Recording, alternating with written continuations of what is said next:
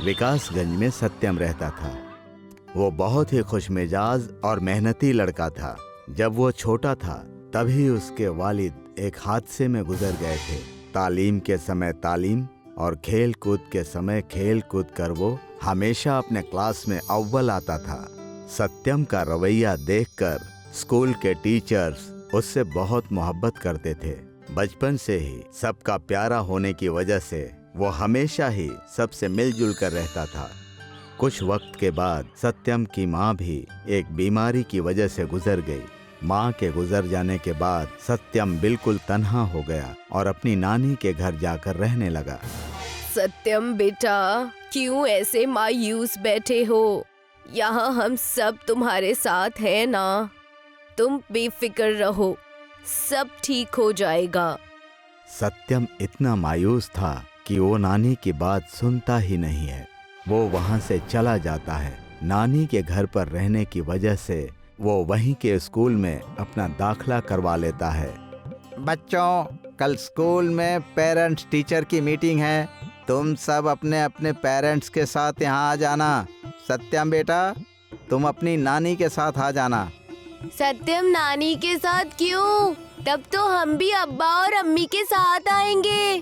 तुम खामोश हो जाओ और जाकर मुर्गा बनो। गिली और टीचर की बात सुनकर सत्यम और मायूस हो जाता है और घर जाकर अपनी नानी से सारा वाकया बताता है।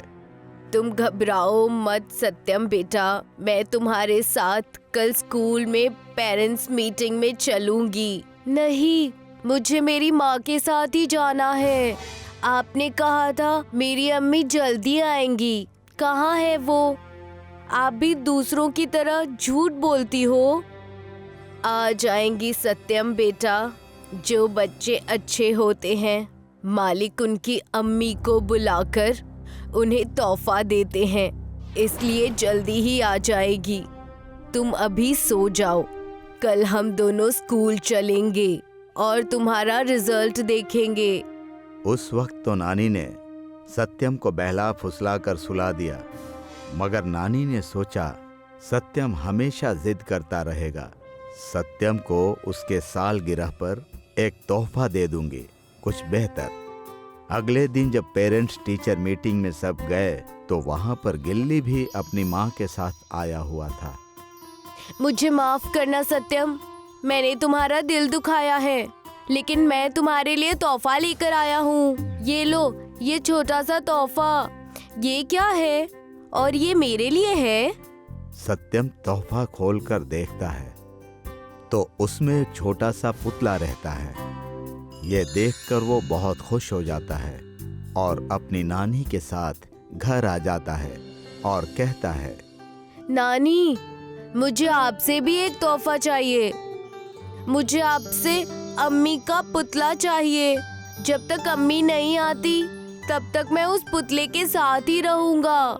तुमने मुझसे पहली दफा कुछ मांगा है, मैं जरूर इस ख्वाहिश को पूरा करूंगी। सालगिरह के दिन नानी सत्यम को विद्यावती की मोम का पुतला बनाकर उसे तोहफे में देती है। ये रहा तुम्हारा तोहफा। इसका बेहद ख्याल रखना और पढ़ाई करते रहना। पुतला देखकर सत्यम बहुत खुश हुआ और पुतले के साथ ही वक्त बिताने लगा। स्कूल से आते ही बैग रखकर वो हमेशा पुतले के साथ बैठ जाता, मानो वो पुतला असली का हो। सत्यम, चलो कुछ खा लो, वरना देर हो जाएगी। सुबह स्कूल भी तो जाना है ना। नानी, हम अम्मी को खाना नहीं खिला सकते? उन्होंने भी तो सुबह से कुछ नहीं खाया है। तुम चलो अभी। सत्यम नानी के साथ खाना खाकर आ जाता है और भगवान से मिन्नत करता है। हे मालिक, मैंने सुना है कि आप बहुत अच्छे हैं, लोगों की मदद करते हैं। प्लीज मेरी भी कर दीजिए। मैं अम्मी से बात करना चाहता हूँ। प्लीज मेरी ख्वाहिश सुन लीजिए। सत्यम की मिन्नत सुनकर पुतले पर बेहद तेज रोशनी आती है और पुतला नीचे गिर जाता है। पुतले को गिरता देखकर उसे उठाने के लिए सत्यम पुतले के नजदीक जाता है। पुतले से आवाज आती है, रुक जाओ बेटा, मैं खुद से उठ जाऊंगी। पुतले से आती आवाज को सुनकर सत्यम घबरा जाता है और बेड पर चढ़ जाता है। तब पुतला उससे कहता है, डरो नहीं, मैं तुम्हारी अम्मी ही हूँ। तुमने ही मुझे बुलाया है। मैं तुम्हारे लिए ही आई हूँ और तुम्हारे साथ हमेशा रहूंगी। सच में? अब तुम कहीं नहीं जाओगी? तुम मुझे अकेला छोड़कर कहाँ चली गई थी? मैंने तुम्हें कितना याद किया। मैं हमेशा से तुम्हारे साथ ही थी, बस कुछ वक्त के लिए तुमसे खफा थी, पर अब मैं आ चुकी हूँ और अब मैं कहीं नहीं जाऊंगी। सच? आपने मुझे सालगिरह पर कोई तोहफा क्यों नहीं दिया? पता है मैंने आपका कितना इंतजार किया। सत्यम के तोहफे की बात सुनकर माँ ने जादू किया और सत्यम के पास कपड़े आ गए और सत्यम खुश हो गया। सत्यम अपनी माँ को पाकर बहुत खुश हुआ। अरे बस करो, बस करो। तुमने होमवर्क किया या नहीं? मैंने अभी तक होमवर्क नहीं किया। आप मेरी मदद कर दो ना। माँ ने सत्यम की होमवर्क में मदद की और सत्यम को रात को सुला दी। सत्यम स्कूल जाने के लिए सुबह तैयार हुआ। उसने देखा कि उसे स्कूल का बैग, जूते और पूरी किताबें नई नई मिली हैं। वो बहुत खुश हुआ। शुक्रिया अम्मी, आप दुनिया की सबसे अच्छी अम्मी हो। आपने सब कुछ नया कर दिया। मैं जल्दी स्कूल से आकर आपसे मिलूंगा। तभी कमरे में नानी आ गई और सत्यम को लेकर स्कूल छोड़ने चली गई। सत्यम का खुशनुमा रवैया देखकर गिल्ली ने कहा, आज तुम बहुत खुश लग रहे हो। जरूर इन नए जूतों की वजह से। स्कूल के नए कपड़े भी पहने हैं तुमने। ये सब मुझे मेरी अम्मी ने तोहफे में दिया है। गिल्ली सत्यम की बातें सुनकर हैरान हो जाता है और उससे कहता है, क्या तुम मेरी अपनी अम्मी से मुलाकात करवा सकते हो? प्लीज, मुझे भी आंटी को देखना है। सब कहते हैं कि वो इस दुनिया को छोड़कर चली गई है। जरूर, जैसा तुम कहो। आ जाना मेरे घर। मैं तुम्हें भी एक बहुत बड़ा तोहफा दिलवाऊंगा। गिल्ली शाम को सत्यम के घर अपनी मम्मी के साथ आता है। अम्मी, इनसे मिलिए।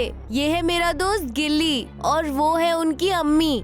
सत्यम की आवाज सुनकर पुतले से आवाज आती है, नमस्ते जी, मैं हूँ सत्यम की अम्मी। पुतले में से आती आवाज सुनकर गिल्ली और गिल्ली की मम्मी जोर से चीखे, भूत! भागो, भागो यहाँ से! और उनकी चीखें सुनकर वहाँ पर सत्यम की नानी आ गई और नानी ने कहा, क्या हुआ? तुम सब यहाँ इतना शोर क्यों मचा रहे हो? नानी की बात सुनकर पुतले में से आवाज आई। प्रणाम अम्मी। नानी खुद के दिए हुए पुतले की आवाज सुनकर सहम गई। जी डरिए मत, मैं यहाँ पर सिर्फ सत्यम के लिए आई हूँ। मालिक ने मुझे सत्यम की देखभाल के लिए भेजा है। हूँ तो आखिर अम्मी ही ना। मेरा बच्चा सुखी सही सलामत रहे, बस इतनी ही ख्वाहिश है। अम्मी, आपने सत्यम का बहुत ख्याल रखा है, इस चीज़ के लिए शुक्रिया। लेकिन अब मैं आपको और तकलीफ नहीं देना चाहती हूँ। मैं सत्यम को लेकर अपने घर जा रही हूँ, जहाँ मैं सत्यम के साथ रहा करती थी। इतना कहकर पुतला यानी सत्यम की माँ सत्यम के साथ अपने पुराने घर चली गई। सत्यम और सत्यम की माँ यानी मोम का पुतला घर में खुशी खुशी रहने लगे और सत्यम की परवरिश बहुत उम्दा और बेहतरीन तरीके से होने लगी। सत्यम अपनी माँ को पाकर खुशी खुशी रहने लगा।